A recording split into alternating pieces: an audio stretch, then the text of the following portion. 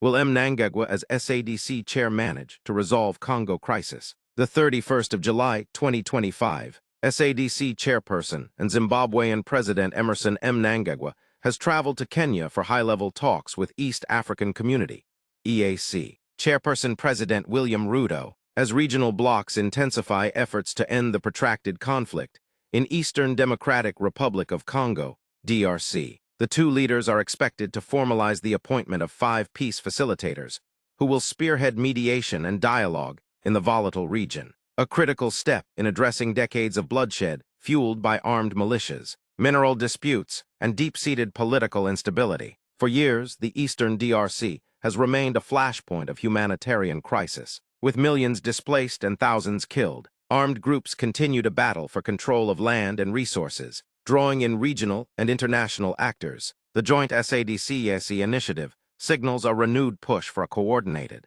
African-led peace process amid growing frustration over the slow pace of international interventions. Mnangagwa's leadership under spotlight. President Mnangagwa's visit to Nairobi, his first major diplomatic mission since assuming the SADC chair, highlights the urgent need for unity among African regional blocs in addressing the conflict. This is a critical moment for African leadership, said a diplomatic source familiar with the talks. The DRC crisis affects the entire region's stability, and if Mnangagwa succeeds in aligning SADC and EAC strategies, it could mark a turning point. Both SADC and the EAC have previously contributed troops to peacekeeping missions and facilitated political dialogue in the DRC. However, lack of coordination and competing interests have often hindered long-term progress. A homegrown solution, the African Union and the United Nations have in recent months urged African leaders to craft and own their peace solutions, rather than rely solely on foreign-led frameworks.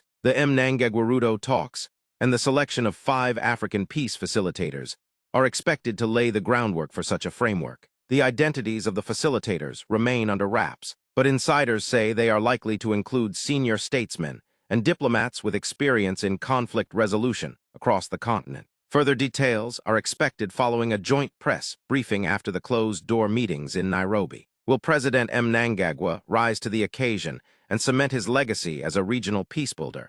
Or will the Congo crisis continue to elude resolution? Stay with News Times Zimbabwe for updates. Don't forget to like, subscribe, and hit the notification bell to stay informed on SADC, regional diplomacy, and breaking news from across Africa.